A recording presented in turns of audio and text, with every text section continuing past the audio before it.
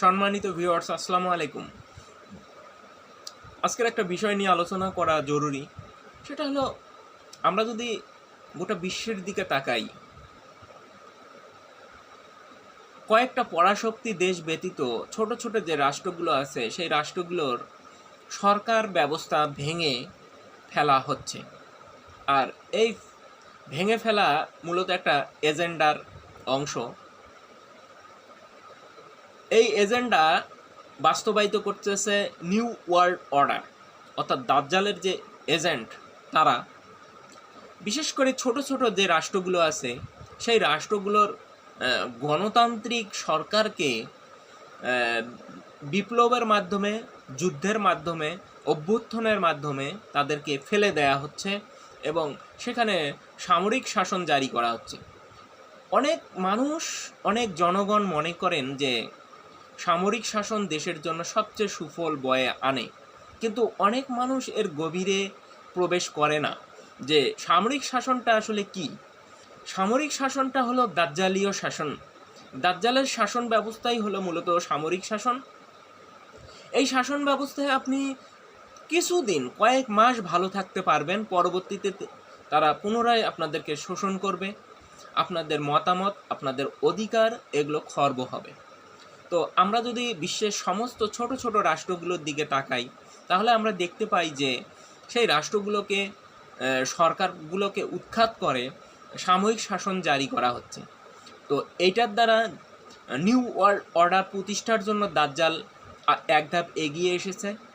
তো আপনারা অনেকেই খুশি হচ্ছেন, কিন্তু এখানে খুশি হওয়ার কিছুই নাই। এখানে আমরা ভয়ঙ্কর এক এজেন্ডার দিকে যাচ্ছি।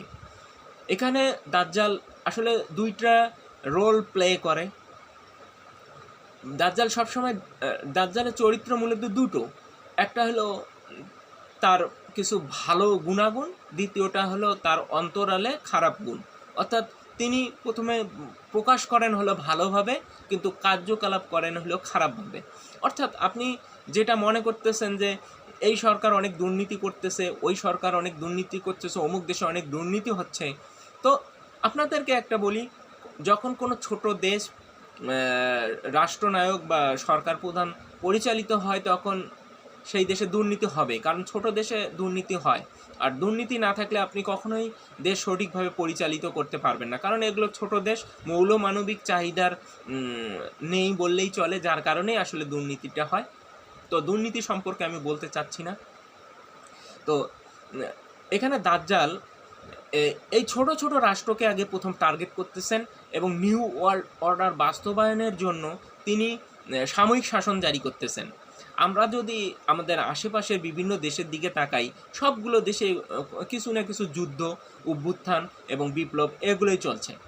তো যখন এই ছোট ছোট রাষ্ট্রগুলোকে দাজ্জাল নিয়ন্ত্রণ নিতে পারবে নিউ ওয়ার্ল্ড অর্ডার দ্বারা, তখন বড় যে পরাশক্তির যে রাষ্ট্রগুলো আছে, এই পরাশক্তির রাষ্ট্রগুলোর গভর্নমেন্টই তো নিয়ন্ত্রণও করে হলো দাজ্জাল।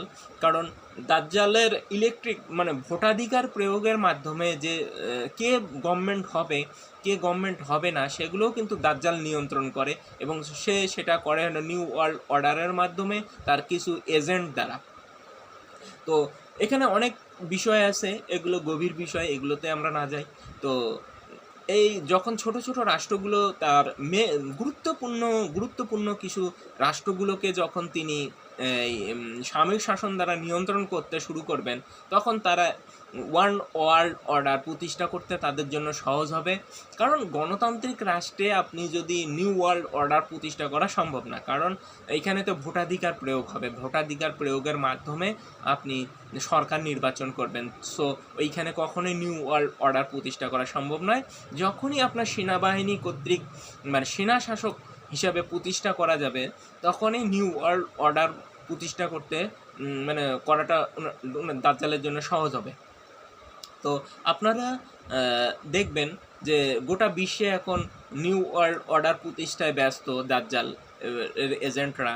তো এখন আমাদের এই যে ছোট ছোট রাষ্ট্রগুলো যে ভেঙে সরকারকে উৎখাত করে, যে সামরিক শাসন অর্থাৎ সেনা শাসন জারি করা হচ্ছে, এটাই মূলত নিউ ওয়ার্ল্ড অর্ডারের এক ধাপ এগিয়ে গিয়েছে দাজ্জাল।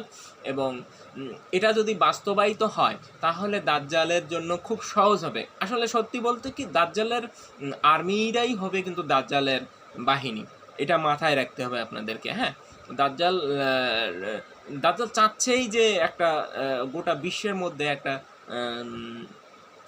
যুদ্ধ লাগাতে, থার্ড ওয়ার্ল্ড ওয়ার, তৃতীয় বিশ্বযুদ্ধ তৈরি করতে চাচ্ছেন। সেই মঞ্চটা দাজ্জাল তৈরি করে ফেলেছিলেন হলো ইসরায়েল আর প্যালেস্তাইনে। এবং সেই সাথে আপনি যদি দেখেন ইসরায়েল এবং প্যালেস্তাইনের যে ঘটনা প্রবাহ, ধীরে ধীরে এটা আরও ব্যাপক আকার ছড়াচ্ছে। এবং গোটা মুসলিম বিশ্ব যদিও এখনও চুপ আছে, কিন্তু কোনো এক সময় হঠাৎ করে কিন্তু এই জায়গায় লেগে যাবে, হঠাৎ করে এটা শুরু হবে।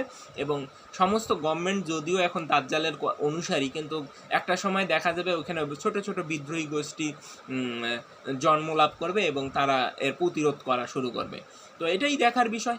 আপনারা মোহাম্মদ কাসিমের যদি স্বপ্ন পড়েন, তো মোহাম্মদ কাসিমের স্বপ্নে বলা হয়েছে যে তৃতীয় বিশ্বযুদ্ধ শুরু হবে হলো মধ্যপ্রাচ্যে, অর্থাৎ ইসরায়েল প্যালেস্তাইনের মিডল ইস্ট হবে হলো তৃতীয় বিশ্বযুদ্ধের মাঠ। তো তৃতীয় বিশ্বযুদ্ধের মাঠ কেন হবে না? আপনি যদি ফিলিস্তিনি, ইসরায়েল, সিরিয়া, ইরাক, লেবানন দিকে আপনারা যদি তাকান, তাহলে আপনারা দেখতে পারেন একটা ভয়াবহ চিত্র। ওইখানে এখনও যুদ্ধ লেগে গেছে বিভিন্নভাবে, এবং জাতিগোষ্ঠী, বিভিন্ন মার্কিন সেনাবাহিনী, রাশিয়ান সেনাবাহিনী, তুরস্কের সেনাবাহিনী, বিভিন্ন গ্রুপ ওইখানে অবস্থান করতেছে। যে কোনো সময় একটা তৃতীয় বিশ্বযুদ্ধ আমরা দেখতে পাবো।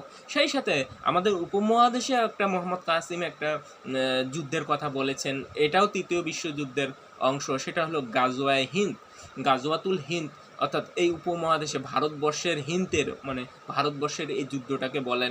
যে মোহাম্মদ কাসিম এই স্বপ্নে দেখেছেন যে গাজওয়াতুল হিন্দ হলে কাশ্মীরটাকে পাকিস্তানিরা দখল করে নিবে, পাকিস্তানের কাশ্মীর বিজয় হবে। এবং সেই সাথে ভারতীয়রা কিন্তু আমাদের এই পূর্ব অঞ্চল অর্থাৎ বাংলাদেশ এগুলোতে অপারেশন করবে এবং এখানেও বড় ধরনের দুর্ঘটনা ঘটবে।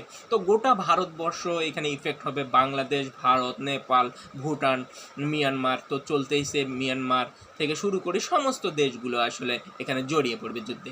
তো এই গাজওয়ায়ে হিন্দ যুদ্ধে মূলত সুসংবাদ দেয়া হয়েছে আল্লাহ সুবহানাহু ওয়া তাআলা যে মুসলিমরা বিজয়ী হবে, কিন্তু এই যুদ্ধে 100 কোটি লোক মারা যাবে। তো মোহাম্মদ কাসিমের এই স্বপ্নগুলো আপনারা বেশি বেশি পড়ুন। এবং আপনারা যদি মনে করেন যে এখন আমরা অনেক দেশে ভালো আছি, এটা আপনাদের ভুল ধারণা, কারণ আমাদের দেশগুলোর অবস্থা ধীরে ধীরে অবনতির দিকে যাবে। কারণ এটা আপনাদেরকে বারবার বলতেছে, নিউ ওয়ার্ল্ড অর্ডার প্রতিষ্ঠা হচ্ছে। আর কখনো এই ছোট ছোট দেশগুলোতে ধীরে ধীরে কোনো নির্বাচন হবে না, এবং সেনা সমর্থিত এবং একনায়কতন্ত্রের মতো কিছু বিষয় প্রতিষ্ঠিত হবে। তো এটাই মূলত দাজ্জালের নিউ ওয়ার্ল্ড অর্ডার।